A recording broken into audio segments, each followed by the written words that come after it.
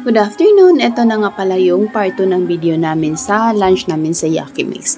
Buti na lang after medyo mahaba-haba din yung pag-iintay namin na gumagana yung ihawan sa table namin. Finally, nakapag-decide na talaga yung staff ng Yakimix na ilipat kami ng table kasi nga hindi namin magagamit yung ihawan dun sa other table. Panay sabi nila siguro mga naka 4 times sabi sila na i-check nila after 15 minutes hanggang sa almost aabot na talaga ng 1 oras sa pag-aantay namin. So we don't have a choice po. Nag-approach na talaga kami para bagang one last time approach na kailangan para bang kasi gutom na talaga kami kasi gaya ng sabi ko nung nauna medyo konti-konti na lang ang pagkain pero pwede na din naman. Ikaso nga lang sayang yung binabayaran kung hindi natin masusulit, diba? Anyway, nakalipat na nga ako tapos nakumpisa na ako mag-ihaw-ihaw kasi para kahit papano po makaano na talaga, malamanan na talaga ng sulit yung pagkain kung as in na sulit kasi honestly talaga at the time gutom na ako. Kaya ayun, buti na lang yung isang kasamahan ko din sa the other table lumipat siya para matulungan ako pag ihaw-ihaw. Tapos yung other kasamahan ko na iwan pa dun sa isang table binibigyan na lang namin ng kung ano yung maluto namin para kahit papama makakain na din naman sila. Siyempre, kailangan talaga namin mag-ihaw kasi yun yung pinakabang-abang talaga namin, ang mga seafoods. As in, takam na ka talaga kami sa mga seafoods na to. Kaso nga lang, nag-malfunction yung ihawan namin. So, good thing is, nagawa na naman ng paraan kahit papano. And then, nakapag-umpisa na pa kami. Tapos, bawat luto niyan, as in, sinusubo ko talaga na kasi iba na talaga yung paningin ko. Parang nag-star na talaga.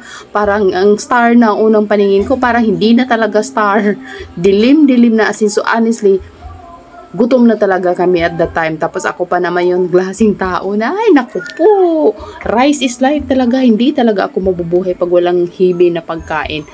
Anyway, babalik tayo sa mga iniihaw namin mga pagkain. Pero in fairness naman talaga ha, yung nailagay nilang mga seafoods is fresh din naman kahit, hindi na totally fresh. Pero I mean ba na hindi siya hiladong-hilado sa ice o hindi siyang hiladong-hilado sa yellow.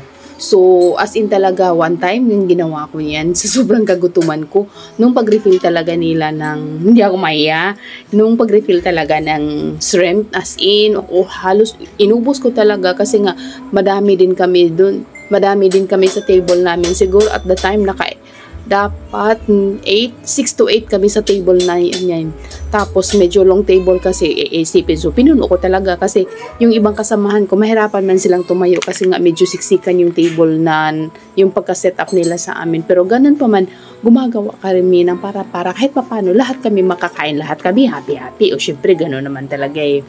Since kami yung nakalipat sa the other table na mas spacious, so kami lang dalawa yung kasamahan ko ang nag-ihaw-ihaw para kahit pa paano, whatever luto, pasa namin ang pasa.